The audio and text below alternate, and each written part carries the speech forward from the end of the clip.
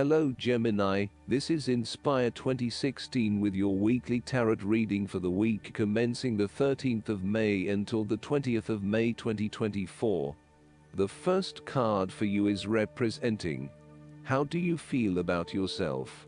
Your card is the Ten of Wands. You are finally reaping your rewards after investing a lot of hard work and effort. You have fulfilled a creative venture, realized a dream or accomplished a major goal, and now must deal with the consequences of that fulfillment. However, even with the achievement of your goal, there comes with it great responsibilities and commitments. While you have reached a point of completion, you are becoming starkly aware that you must now carry on with the responsibilities you have laid out for yourself in order to ensure ongoing success. The trouble is, however, that these responsibilities may become too much to bear, and you are struggling to let go. It is a bit like the business owner who creates a flourishing business, but who is unprepared to delegate some of his or her responsibilities to the staff, and ends up working 70 to 80 hours a week. The inspiration and creativity that was associated with the initial goal or vision rapidly disappears, and everything becomes hard work all too quickly. Thus, it is incredibly important to let go of or delegate some of your responsibilities in order to free you up to still enjoy life. This is a reminder of how much we take on in our lives, and all the extra burdens and responsibilities we weigh ourselves down with. We take on so much, trying to do all the things that need to be done. Thus, this card asks you to stop and examine your current lifestyle or work. Assess which activities or tasks are really urgent or really important, particularly in relation to your broader goals. You may need to employ various time management or prioritization methods in order to determine where best to spend your time and which tasks you can drop. Your goal needs to be greater efficiency, whilst also freeing yourself up for rest and relaxation when you need it.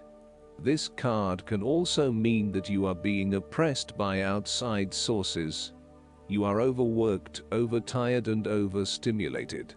You have more on your plate than you can possibly handle, and you have taken on too much at this point in time. In an effort to get to the finish line, you have found yourself overwhelmed with the extra responsibility and activity. You need to stop working so hard. If you cannot stop, then conserve your energy and pace yourself. When you are overcommitted, everything becomes a strain. The second card for you is representing, what do you want most right now? Your card is the Ace of Pentacles. What do you want most right now is the beginning of new investments or the willingness to undertake a new business venture, fresh energy and inspiration. There is a feeling of prosperity, abundance and joyfully. The Ace of Pentacles is symbolic of wealth, not just in the financial sense, but also in a more holistic sense. You may see new opportunities come your way to generate a new source of income, or you may be lucky enough to receive a financial gift or windfall. On a broader level, this ace indicates abundance in all areas of your life, and a general feeling that you are indeed blessed and deserving of everything that comes your way. Operate by the law of attraction, and send out positive energy into the universe, so that you may receive abundance in return. The Ace of Pentacles is about manifestation of your goals, and that you are moving into a more positive state of mind about what you are capable of achieving. Your ideas are ready to be turned into something tangible. Figure out what will work and make it a reality. Thus, the Ace of Pentacles sees you starting to map out how exactly you will achieve your goals, by creating targeted action plans and getting those actions underway. There are opportunities that are becoming available to you that will help you to manifest your goals and realize your inner potential, whilst at the same time generate some level of income and financial support. You are beginning to see that the world is indeed your oyster, and that through careful planning, you can manifest your true goals and desires. The third card for you is representing your fears. Your card is the Queen of Swords. You are afraid and very emotionally involved in a particular situation or issue, but this may be distorting your perception of the situation at hand. You need to use your head a little bit more to understand what is happening and read the signals more accurately.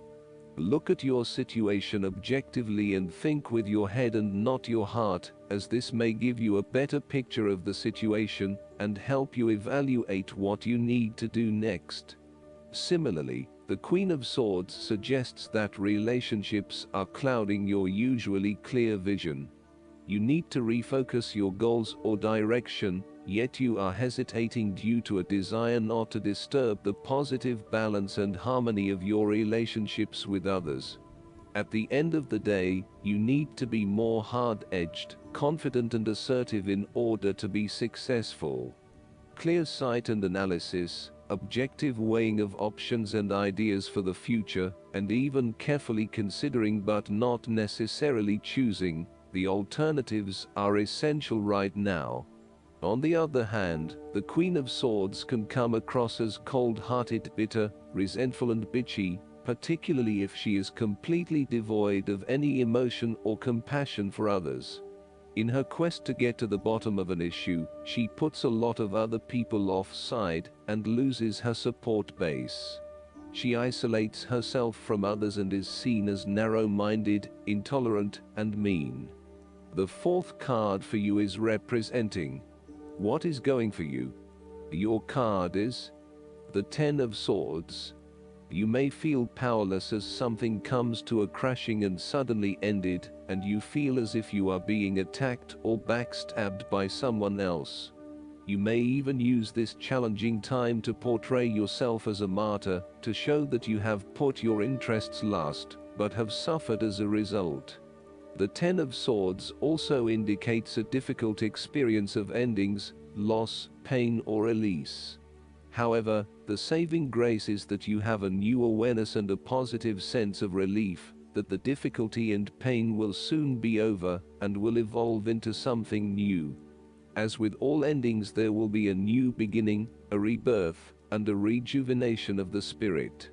So, while this card may seem negative at first glance, it is a card of hope and an indication that your troubles will not be permanent. Furthermore, this is the final moment, and no more pain will come to you from that source. It is darkest before the dawn, and as gloomy as it looks, the sun will rise again. It can only get better from here. The Ten of Swords is about letting go and accepting your current circumstances. You no longer resist change but allow it to happen, even if it causes some initial pain and hurt to you. You accept that there must be change in order to facilitate renewal, and you allow it to occur rather than fighting it. After a painful situation, it is a signal to pick yourself up off the ground, and to reflect upon what happened to you and why, and what you can learn from the experience. The Ten of Swords is a sign that the pain and hurt you have endured has not gone without purpose. The positive power within you can be used to learn from your pain and draw wisdom from defeat. The fifth card for you is representing what is going against you. Your card is the Four of Pentacles. You are afraid of losing money. You are haunted by a fear of poverty that compels you to be materialistic. You are extremely defensive and self-protective materially and emotionally, fearful of opening up and trusting other people. You are very reluctant to spend money, and you are keeping a very tight rein on your cash. On the flip side, you may be spending too much money and need to get a better hold of your financial resources. You have spent your time recently focused on career building and material acquisitions, rather than your relationships. This approach to life has been quite successful financially, but is very limiting when it comes to connecting authentically with others. You have created a prison for your time and your energy by building up this solid wall of work and financial responsibilities, and will need to release and escape from this to some extent if you want to focus on more personal issues. The important thing to realize is that success in your career is beneficial, but only to a point. You may need to examine your life and determine what you can give up, particularly in terms of effort and time put towards work and other similar activities, so that you can have more energy available for developing personal relationships. The Four of Pentacles asks you to loosen your hold on your need for security and stability, and step outside your comfort zone. While it will feel a bit shaky at the start, this is an important step in your personal development. The last card for you is representing the likely outcome that you may have. Your card is the Eight of Cups. It is time to ask yourself what you can do to bring a deeper satisfaction and joy to your life, beyond the obvious pursuit of material satisfaction and/or physical enjoyment. You are seeking deeper meaning to life and focusing in on your personal truth. You want to escape from the rat race and pursue deeper, more spiritual goals at this time. You are willing to let go of your material possessions in favor of something more meaningful. Thus, the Eight of Cups is often reflective of the start of a journey of discovery, particularly on a spiritual level. You are disappointed enough to walk away from everything you have built up so far. It could indicate a disappointment in love or dissatisfaction with material success. It could also indicate that you have overextended yourself to the point of emotional exhaustion. Even though you have already come so far, you feel that you can no longer go on, and your only choice is to walk away from the situation. You feel disappointed with yourself, but you know that this is the right thing to do before you completely burn out. You may also be feeling that you are giving too much and not getting nearly enough in exchange. Last but not least, the guidance card for you is the Hobbies. How are you spending your free time, dear one? When you're going through life changes, hobbies can provide a stress outlet and meaningful foundation. Your card is guiding you to invest in these pursuits as a way to relax, learn, and enjoy yourself. You love to stay busy, and these interests bring fun into your hectic life. Hobbies can be productive, as many people turn them into careers. So, imagine that you have unlimited time, energy, and money available for a hobby. What's the first one that comes to mind? That's your inner truth, and there's always a way to make it work on any budget and schedule. Joining a group related to your hobby is a wonderful way to make new friends who can be there for you during the next part of your life. Any change, even a positive one, can be stressful, but with playful outlets like hobbies and good friends, it can feel purposeful and joyful. I hope that you enjoy everything, and if you like the reading, just please click subscribe and you will get instant notifications every time we publish a new video right to your YouTube.